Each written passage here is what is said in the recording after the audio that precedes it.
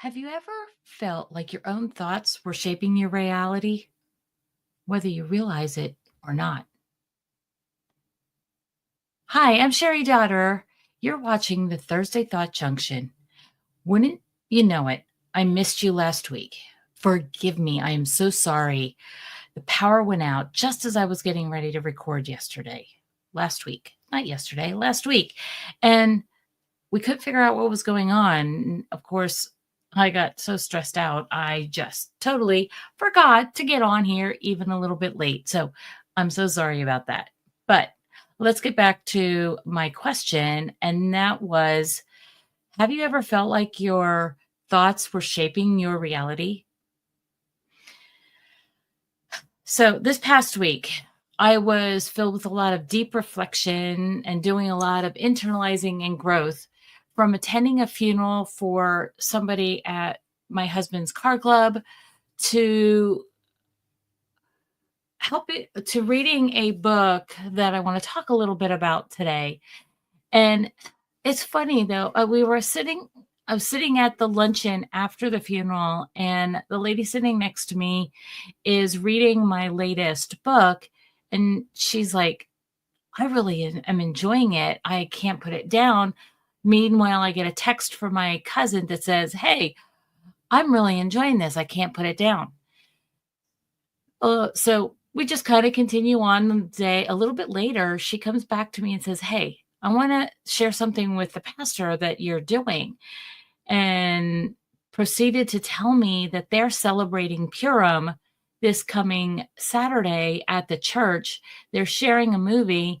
And the whole thing came down to, I was invited to talk about Esther on Saturday night, which is totally blowing my mind. So kudos to me on that. But also in this whole time frame, I'm reading this book called How to Get Anything You Want. It's by Elsie Lincoln Benedict, and it was published in 1923. So what is a book published in 1923 intriguing me so much? Because what she wrote about in that book and what we are proving today in neuroscience are so aligned, it's blowing my mind. And this book really is reflecting on how our thoughts, our moods, and our emotions control our lives, which I've been talking about for several years now, is how our emotions are really what is impacting our ability to engage in writing tasks and engage in math tasks. It's either allowing us to engage or preventing us from engaging. And neuroscience is proving this stuff that was written right back in 1923 today. So it's just blowing my mind. Meanwhile, for the last 8 days, my daughter has had a severe migraine. Her pupils are not the same size. Her head is just throbbing, and she's 4 hours away. So it doesn't make a mom's heart real easy when the daughter's 4 hours away, and she's in pain. But after 2 trips to the ER, trip to urgent care, trip to the neurologist, everything is coming back normal. So what is going on with this poor kid?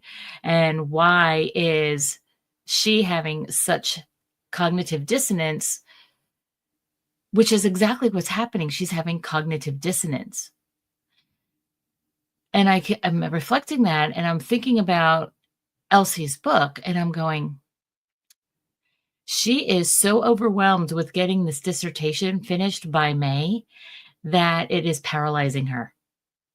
It is consuming her thoughts. It's consuming her mood. It's consuming everything about her. And so I just pray that she can get through it. But that's not what I want to deal with today. And that's not where I want to hang our hat. What I really want to talk about is some of the stuff in Benedict's book.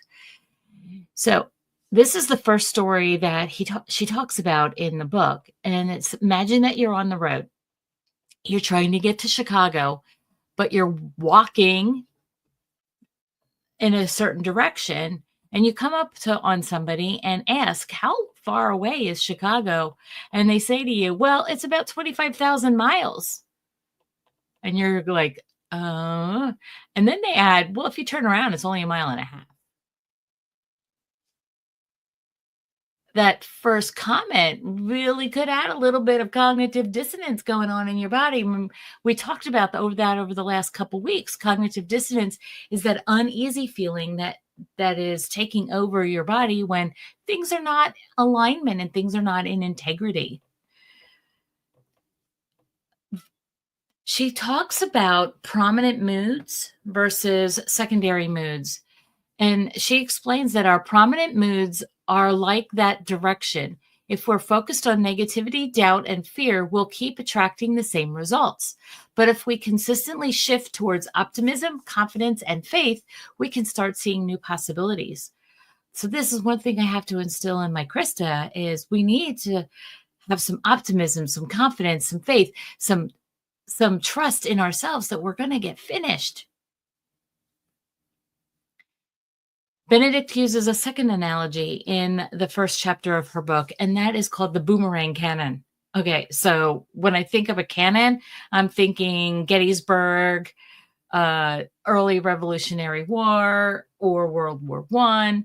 And I'm sure that today they're just called things a little bit differently and they go a little bit further, and we all know that. But the boomerang cannon, what she's talking about with a boomerang is that toy that we played with when we were kids that would go out and come back to you. So this is her analogy. A boomerang cannon. How to explain your subconscious mind brings you back to where we fire into it through our thoughts and minds. If we focus on failure, stress, and frustration, we continuously create more of those experiences.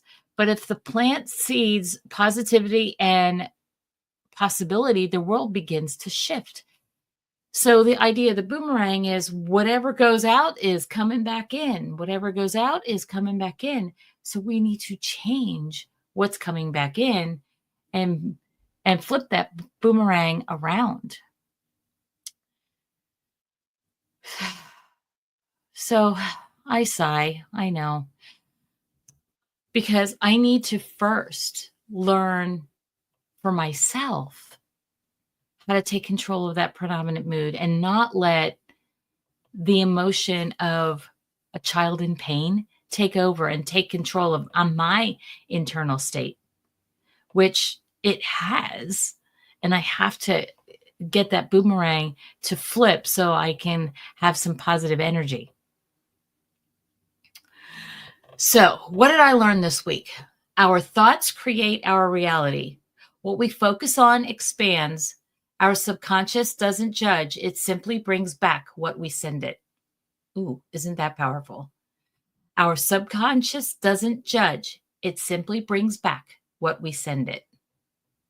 Optimism and positivity are self-fulfilling prophecies. The optimist builds for himself a heaven on earth. The pessimist builds hell. That's a quote right out of Benedict's book. If we dwell on the problems, we magnify them. If we focus on the solutions, we create momentum. Moods are a choice, not a reaction. I'll say that again. Moods are a choice, not a reaction. This is a big realization. I can choose how I respond to Krista's struggles. Instead of feeling frustrated and powerless, I can feel hope and clarity for that situation.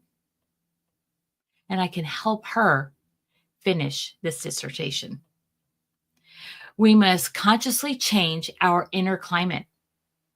As the gardeners weed and nurture plants, we must prune negative thoughts.